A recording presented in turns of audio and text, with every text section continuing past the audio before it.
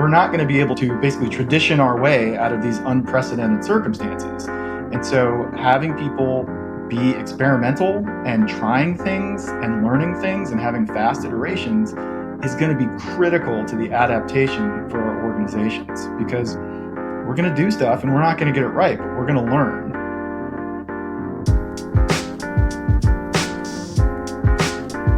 I'm Chad Main, the founder of legal service provider Percipient, and this is Technically Legal, a podcast about legal technology and innovation in the legal industry. In today's episode, we have two members of the Microsoft Legal Department, Dennis Garcia and Jason Barnwell. The three of us discuss how legal teams can successfully work remotely and how they can also implement improvements and change into the way they do their daily work.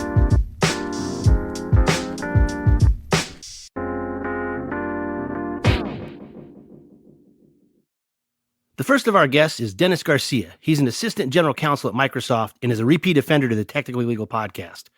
We talked to him in episode 4, and he discussed automation, cybersecurity, and the cloud. Currently, Dennis leads the legal support function to one of Microsoft's largest commercial businesses, the U.S. Enterprise Commercial Sales and Services teams. In his role, Dennis leads a team of 16 lawyers that help out over 2,000 Microsoft employees across the United States. His team provides a variety of legal services, and a good chunk of their time is spent on shaping and negotiating contracts with Microsoft's large enterprise customers.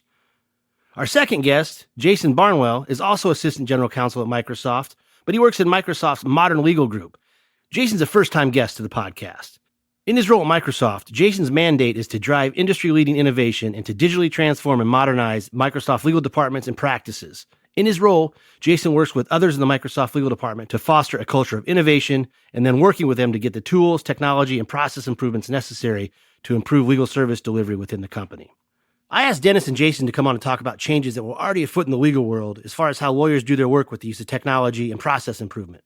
But I also wanted to talk about how those changes might be accelerated as a result of the COVID-19 pandemic. As a result of all the stay-at-home orders, lawyers are forced to rethink and change how they work, not the least of which is having to work remotely. So, Dennis, you're a baseball guy. The lockdown, the work from home, the social distancing, it's how you hanging in there without baseball?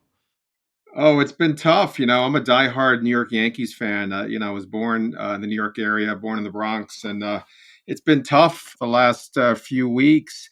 It's going to be interesting to see if we see baseball at all, right? Given the COVID-19 issues. But what I've been doing on a daily basis, I'm a huge baseball card fan. When I was a kid, I used to collect baseball cards, and I have all these baseball cards. So once a day, I tweet out my daily baseball card, and it just sort of reminds me of baseball, reminds me of my youth. And, it's a way for me to still stay connected with our national pastime. Yeah, that's cool. I'm missing baseball. Hopefully it picks up. Jason, I think I saw somewhere that you like science fiction books. I do. I do. Is that true? Any new recommendations since you've been sheltering in place? I have been thoroughly enjoying the Murderbot Diaries series, which sounds probably much more dystopian than it is. And I think the author's name is Martha Wells.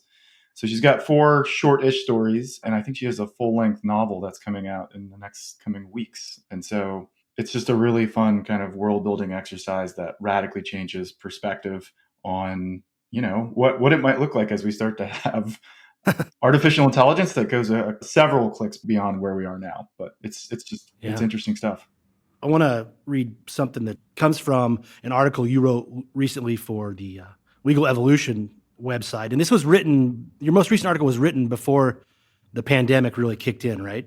It was. At least here in America. Yeah, because you had this quote here, and I really like it. I think it's pretty poignant. And the timing was good, maybe more so than you knew it at the time. You said, the legal business landscape has changed in the decades since I left private practice in ways that suggest we are approaching an evolutionary inflection point. That is the very reason I wanted to bring you two on the podcast, because I want to know if you agree with the feeling that I have. This evolutionary inflection point, I think maybe has been sped up in legal for a couple of reasons. Number one, many lawyers for the first time are now having to work outside of their office, working remotely, and figure out how to do that, how to be efficient outside of the office, maybe using tools they hadn't used before because they were used to working at the office. And then the other part of this equation too is you're seeing a lot of people lose their jobs in legal, which means lawyers are going to have to get more efficient at how they're doing their work because they will have less help. So do two of you agree that maybe what's going on here across the world, really, but in America, it might speed up this change that Jason kind of wrote about? And I think the answer from my viewpoint is yes. And, Chad, I'm a huge fan of user of Twitter. And I saw something on Twitter not too long ago. There was a quote or a question. And the question was as follows: Who led the digital transformation of your company?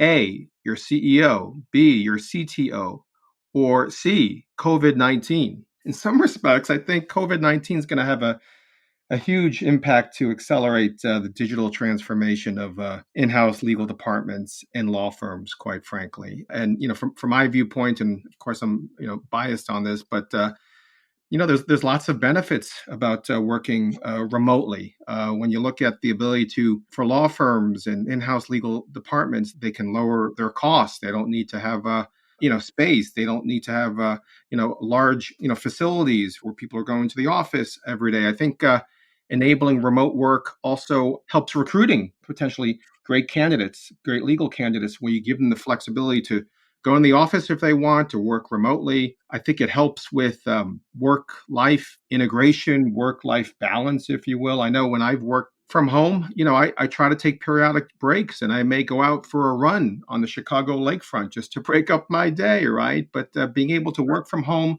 allows me to do that, and allows me to focus on my wellness when needed. You don't need to spend a long time commuting into the office, and then you get that time back, whether it's with your family or to use that time just to do more work. And I find that when I work from home, quite frankly, and I see this, I think this with my teammates as well, they're working harder and they're working longer.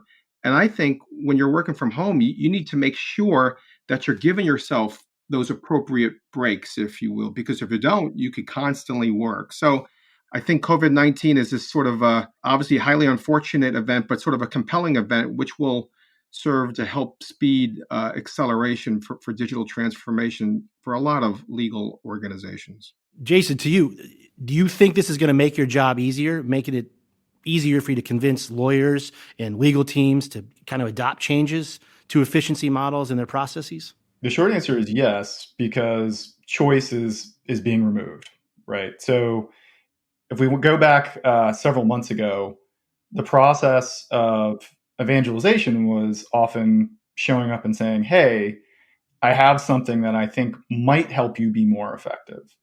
And there's been an inversion of that paradigm where, because of resource constraints, because of availability constraints, because of all of these new constraints that have been introduced to our system, it's now people showing up and saying, how can you help me get my work done more effectively given these new constraints that I'm under? And I think it's going to change the velocity, right? So I guess we would call that acceleration, because if you think about the diffusion of technology into how legal work has happened, it has happened. It's just the rate has been kind of slow, but once it gets in, it usually doesn't leave. So I remember when I started my practice, I would still see partners, secretaries, printing out their emails and putting them into an inbox tray on their desks. And now it's really hard to imagine a world where, if you are a modern practitioner, where you're not probably living in some type of email or maybe even a Teams experience. And once people see how these experiences can make them, more effective, they typically don't go back the other way, right? I mean, I think Dennis is right that technology also has some risks in as much as it can find us anywhere, but it seems unlikely that people are going to be giving up their smartphones anytime soon. And once they see how some of the capabilities that come along with a more modern practice can actually make their lives and their work better and help them serve their clients and customers more effectively, I think they'll be hesitant to give them up. I agree. I agree 100%. And going back to you, Dennis, you talked about the value of remote work. For those who are just now maybe grappling with it in earnest for the first time, you've got some experience with it. You mentioned that your team, including yourself, spends part-time at the office, a lot of it remote. Yeah. What makes it work? From a company standpoint, what is going to make remote work productive for the company, and what are the steps they need to do to make sure that happens? Well, I mean, I think a few things. I mean, I think number one is you need to have the commitment and investment by your company, your firm, to invest in leading technology, right, to enable that remote work, right? And hopefully they're also investing in technology which is highly secure, which is focused on compliance and is focused on transparency and privacy. Those key fundamental sort of pillars in trust. You want to make sure that you're working with a highly trustworthy solutions provider, right? But hopefully your company is giving you the right technology and the right technology which allows you to operate in a highly secured fashion. That's absolutely right and important. I think you also need to make sure that your company provides you with the right training, if you will, to how to use these assets. And I think you need to have the right senior leaders who are encouraging folks to use these assets, to role model their usage of assets. They have to actually use it, right, for their teammates to also be willing to adopt it and to use it. I think from a remote perspective, too, and I've seen this more and more in my role. This is the second year of being in this role where I've been leading a large team. And of course, I've learned a lot. And when you have remote folks, you also need to make sure that you're engaging in what we like to call at Microsoft proximity with them. How do you stay really well connected with them? I know earlier this year before COVID-19 hit, I traveled a fair amount to visit my teammates, in various different cities to check in with them, to spend some time with them, to take them out to dinner, to understand, hey, what's going on? How can we help you? How are your business clients? And still making sure you had that face time, even though we're all working remotely. Of course, I can't do that now because of COVID-19, right? I can't travel, to see folks in person. But what I've been trying to do more and more is to check in with folks on my team on a more regular basis to see how they doing, how can I help, and doing that periodically. And I think doing that goes a long way to build a little more inclusivity in your team and trust in your team. And so those are some things which I think you need to be focused on and to invest in. I think you also need to create a culture, even if you're remote basis. How do you still collaborate and share information out? And of course, Jason and I are very biased because we use terrific Microsoft cloud solutions, especially Microsoft Teams, which I use, we all use as Microsoft lawyers and legal professionals every day as sort of the backbone of our practice. And Teams really enables us in an easy fashion to share content to each other and to create teams, based upon subject matter areas or maybe your organization, and you can create various channels on Teams. And this is how we interact using Teams, not just with Microsoft lawyers who are based, all over the world, but also with our business clients. And Teams allows us to collaborate and to connect with each other in a very seamless fashion. I can instant message, my teammates anywhere in the world to see how are they doing, or, can I get their quick thoughts on a particular matter. And so, there's a lot of great aspects, of course, about Teams. I'm not trying to use this forum as a way to sell Teams, if you will, but there's a lot of technology out there which you could use to really stay in touch with people, to collaborate and connect. But, at the end of the day, you need to use this technology too, right? And I've seen this with a lot of our customers. They've made significant investments in technology, and that's terrific and everything, but they still need to use it and deploy it so that it has a really good positive impact on their legal practice. The use of tools, leads me to a question for Jason, but before I get there, I want to mention, you reminded me, you're talking about Microsoft Teams and collaboration tools. I will post a link to an article about legal use and collaboration tools. And in that article is a link to a great article that you, Dennis, wrote. And also, I'm pretty sure I also included a link to Jason's podcast, Business of Law. There was an episode on how Microsoft uses collaboration software with their lawyers. So those are two good resources for people to check out if they're just getting their feet wet with collaboration tools. Speaking of tools and making sure your team uses the tools, I think I read in one of the interviews with you, Jason, that one of the toughest parts of your job was convincing lawyers to adopt change, to adopt tech, to consider innovation. So to Dennis's point, what are some suggestions if you've got people that don't want to use the tools that are afforded to them? What can you do to encourage them to do so? Dennis already gave us one of the most effective tools that is available to get people to embrace the tools and experiences that are available. So when our president and chief legal officer, Brad Smith, when our general counsel, Dev Stalkoff, help people see how they are using our tools, when they start actually driving their interactions through those tools, that modeling is so powerful. When they basically say, look, when we're going to engage, you're going to meet me here in the productivity stack that we make. Like that social modeling, that social proof is really powerful. And then when they set expectations that, hey, I would like to see you demonstrate how you are being more effective using what we make, that's really powerful and effective too. And so getting that tone from the top right accelerates everything that follows. And then to really get people going, it's important to help them feel supported in that transformation, in that change. So many of the people who do work as legal professionals, they are experts in a specific domain, but they haven't always systematically invested in their productivity skills and in using the tools that are already available to them.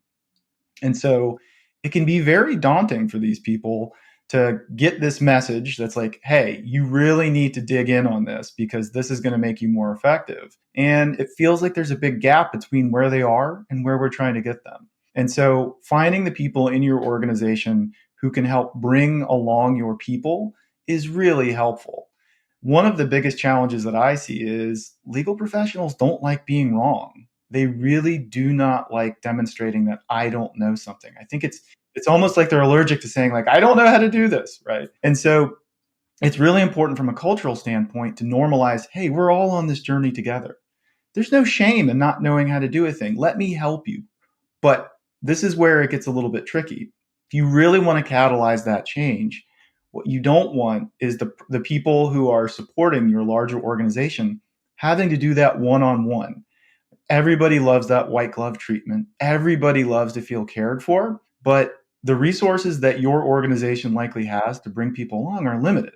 And so one of the things that we have done is we've used teams and we've created an internal team called SELA Productivity Hackers.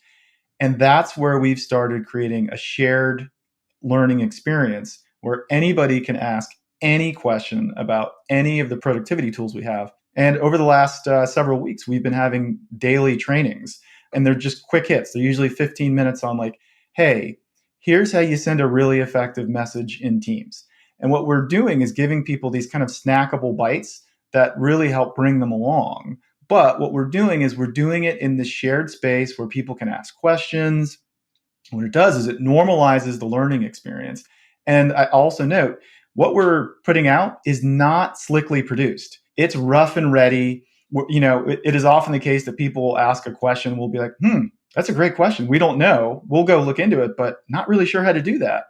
And so we're trying to normalize the idea that like none of us are experts. We're all on the journey together. And we're seeing some really good results from that. And ultimately, what we will do is we'll take this baseline productivity upskilling and we'll start flipping that into the next level. Where that goes is what we call citizen developers. Now, not everybody in the organization is going to be a citizen developer, but with the no-code solutions that are starting to become available, you can do some very powerful things without having to be a software engineer. And so what we're doing now is we're identifying some of the people who seem to have that proclivity and those capabilities. And so then we're going to start systematically investing in them so that we can create more leverage on their capabilities. Because ultimately, our scarcest resource is human attention. So anything we can do to get more output on that fixed capacity that we have is just goodness for our entire organization. We're going to take 5 away from our talk with Dennis and Jason because I wanted to let you know that if you want to subscribe, you can catch us on most major podcasting platforms such as Apple, Spotify, Stitcher, Google, etc., etc. If you like us enough, I hope you'll also leave us a favorable review. And as always, we appreciate you listening. This podcast is brought to you by Percipient, a legal services company powered by technology. Percipient helps legal teams tackle legal operations, electronic document review, and process automation. Percipient services include managed document review, subpoena compliance, cyber incident response, and also helps legal teams provide clients with process-driven legal support. To learn more, visit percipient.co. Percipient. Legal services powered by technology. Let's get back to our talk with Dennis and Jason.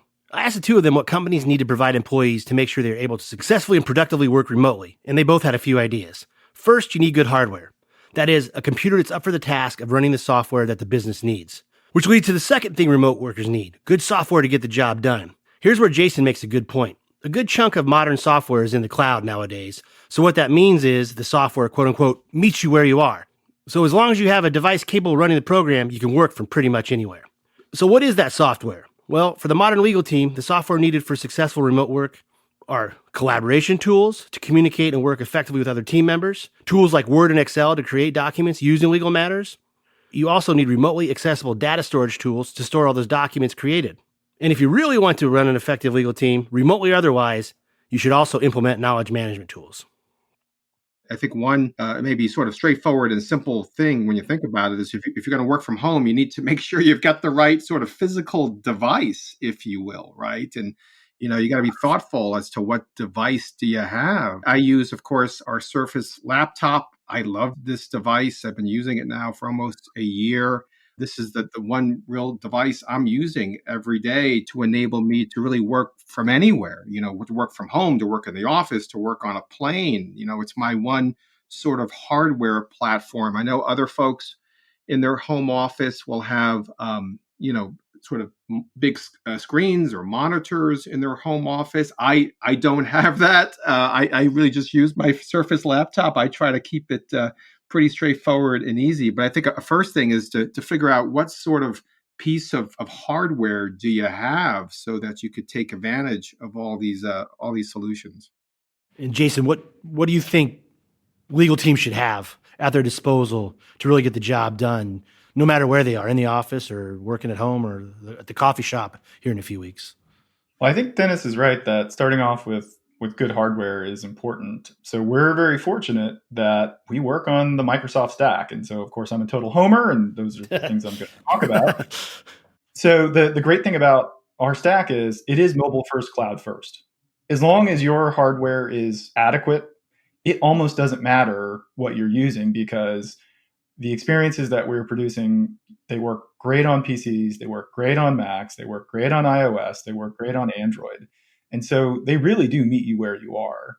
So a lot of what I think about from a collaboration standpoint is not just the experiences, but what are the systems that you need to link together to be more effective? So there's a bit of a maturity model that if we want to get nerdy for a second, that I often see. And it really moves up from, starting with individual work and then moving into collaborative work and then moving into group work and so forth and so on. And so when you're thinking about the tools that support you, when you're doing individual work, that often looks like good old-fashioned Outlook and Word, right?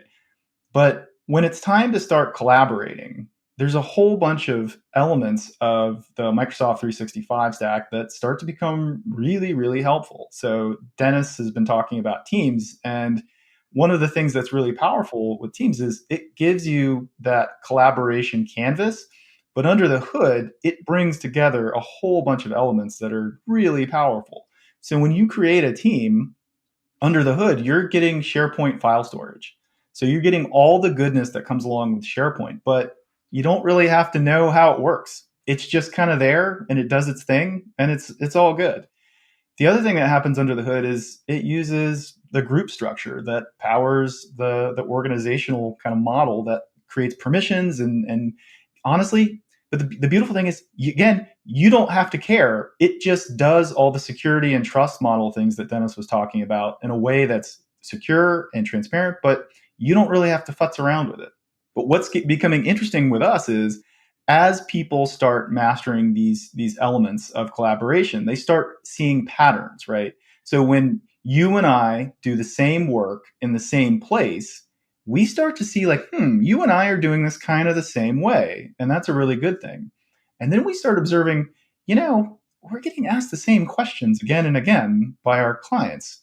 Maybe there's a better way. And so that's when you start moving into some of the other elements of the stack that can be really powerful and start getting you into very, very easy self-service and even some light automation scenarios. Knowledge management, which you kind of talking about knowledge management type of aspects there, right? Look, you said it. All right, let's go there. Here we go. Yeah. So no, but we're gonna keep it easy breezy. So anybody who is a Microsoft 365 customer, if they go into the web experience, they've likely seen the what we call the waffle in the upper left hand corner, and maybe you've clicked on it, maybe you haven't. And when you click on that, you see that there is a formidable array of things available to you. And I just want to flag a few that people might want to go take a look at. So, one is forms. So, forms is an easy way to capture structured data. If you can create a very, very basic Excel spreadsheet, you can create a form. The really cool thing about forms is it lets you collect data from really anybody inside or outside your organization, and then you start to have this structured view on that information. And so imagine that you wanted to, I don't know, let's keep it really simple. Imagine you're going to have a cookout back when we're allowed to be in each other's space, and you wanted to figure out like, okay, who wants to bring what. If you wanted to solicit recommendations of like, hey, I could bring this or that, you could actually run that through a form. And so that can then bring all your data back to one place, rather than maybe the old way of, hey, email me your thing that you want to bring and I'll collate it. So now that all happens automatically. But then you can get even more powerful, because what you can do is you can use tools like Power Automate to take the data from forms into a SharePoint list. And now you've got your data in this shared place that you can do all kinds of other things on top of that. So you could run reports on it using Power BI. You could automatically fire off emails or other notices like, hey, we already got something on this, so nobody needs to bring that. So there's this whole array of very powerful tools that most of our customers have already purchased, but they may not know is there. And so as they start moving down that path from, we figured out our individual work, we started to make the group work better, and now we're looking to figure out how we accelerate ourselves and make the most of the limited resources we have. I would really encourage people to go click on the waffle, see what's there, and start poking around and see, is there something that can help me get the most from, again, my most limited resource, which is probably human attention.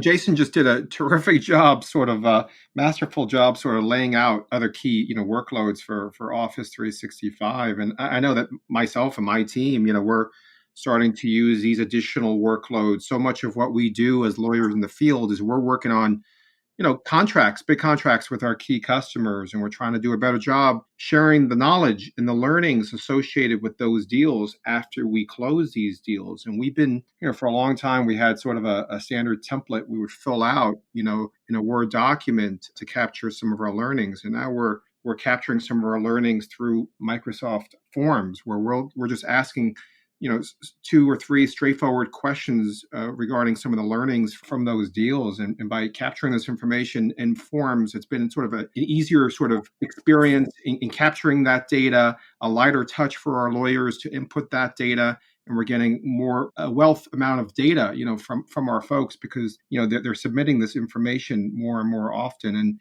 we're using these Power Automate, Power BI tools to do a better job of tracking some of the trends which we're seeing when we're closing these deals. And that's been really helpful for us to then demonstrate to our senior sales leaders the impact which our legal team is driving to help close these deals, as well as senior members of our legal team.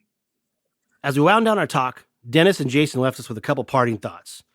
The first of which is that change is hard, but lawyers, just like everyone else, have to change as times and circumstances change. Sometimes lawyers just need to make the jump into using new tools and new ways of doing things. And all of that starts with a mindset shift. Change is not easy. It could be tough.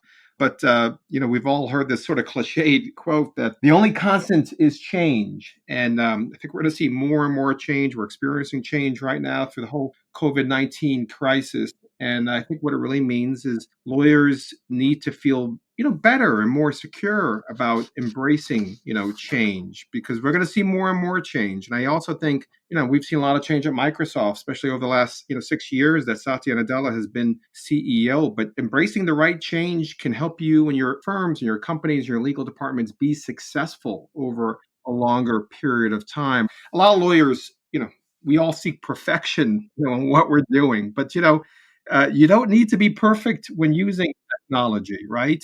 just be sort of good enough, if you will.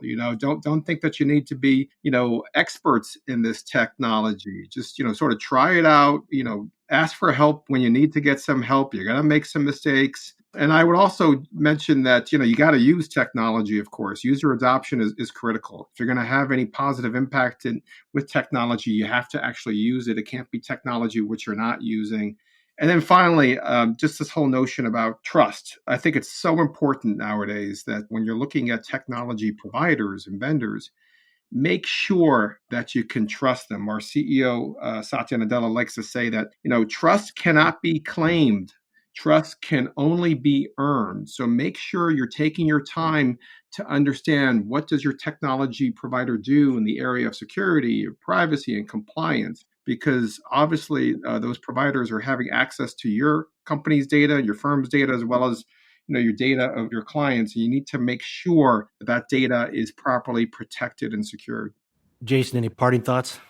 I think I would really just reinforce what Dennis said, that the transformation starts off with a mindset shift. We love technology and we try to bring so much of it to support our work, but it really is focusing on what Dennis was talking about, of getting people into that learn it all rather than know it all mode, activating that growth mindset, getting people feeling comfortable to not be an expert, to just embracing that we're all on this journey together and that it is completely normal to have those mistakes. Especially right now, Dennis said it well, but in many instances, perfect is going to be the enemy of good, because we're not going to be able to basically tradition our way out of these unprecedented circumstances. And so having people be experimental and trying things and learning things and having fast iterations is going to be critical to the adaptation for our organizations, because we're going to do stuff and we're not going to get it right, but we're going to learn. And so trying to come up with a full planning arc for a situation that we haven't really wrapped our hands around, like that's probably not practical. So getting people in that right mindset to be adaptable and to learn quickly and to bring that back and share it with others, so that, if people are stepping on bear traps, it'd be great to have a map of the bear traps. So that's why putting information in shared space is so critical. And the other thing I would reinforce is, like, if we're honest, many organizations have already purchased a lot of technology. And so a lot of value can be had by just having a better sense of maybe what you already bought. Again, there's a lot of goodness in the tools and capabilities that you probably already have in your stack. And so taking a little bit of time to go see, like, oh, I'd never really played around with that, but let me go take a look. I think that a lot of organizations can unearth a ton of value that, if we're honest, they've already paid. Fellas, appreciate your time. Dennis, you have a great blog, which I'll link to on the episode page, In-House Consigliere. People should check that out. If they want to get a hold of you, how can they do that? Sure. They can email. It's Dennis, DENNISGA, Dennis Ga at Microsoft.com. Jason, I mentioned earlier, you have a good podcast, the Business Law Podcast. I encourage people to give that a listen, and I'll put a link to that on our episode page too. But if people want to reach out to you directly, how can they get in touch with you? I do a decent job of staying on top of Twitter. So if people want to tweet at me at Smuckwell, it'll probably get to me.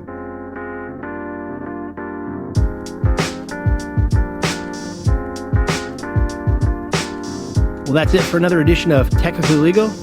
We appreciate you listening. If you want to subscribe, you can check us out on most major podcast platforms. If you want to get a hold of me, you can email me at cmain@precipient.co or catch me on LinkedIn or Twitter. Stay safe out there, and until next time, this has been Technically Legal.